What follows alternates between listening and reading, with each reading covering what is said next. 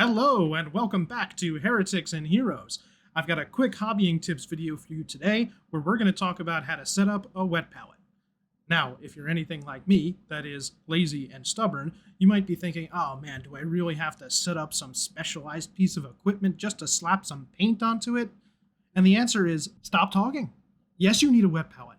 Every second that you're not using a wet palette, you're burning time, money, and paint. Go get one.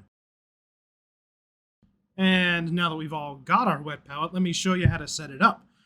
It's actually a lot easier than you might think, only going to take a couple of minutes.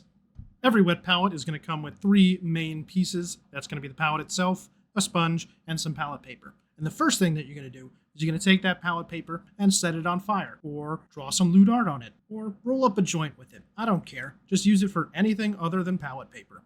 Instead, what you're going to do is you're going to go down to your local grocery store, go to the baking aisle, and get yourself some parchment paper. Yes, parchment paper, not wax paper. We need this to be really, really permeable.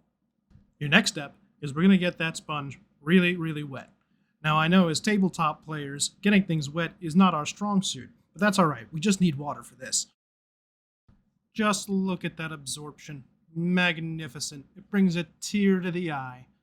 Model paints love to be really, really wet. So you want to let that sponge get really hydrated.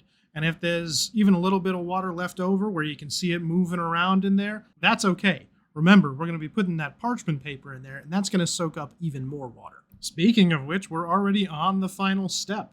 See, I told you this was going to be quick.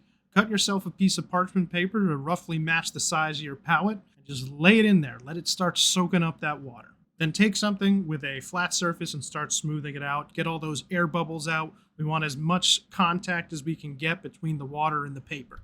You can use anything for this. I'm using one of my many, many unassembled model kits. See, it's not a pile of shame, it's a pile of utility. Look at that beautifully set up wet palette. There's just two more things that I want to mention. The first is that you should probably keep some additional water handy. My workspace is pretty dry. I already think that I need a little extra water, so we're just going to squirt some in there.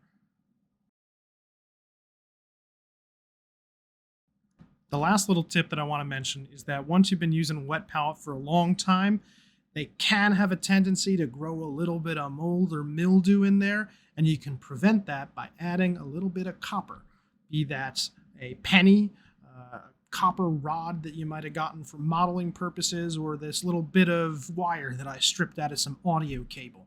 Copper is antimicrobial, so it'll keep your wet palette fresh. And that's it, folks. That's all there is to it.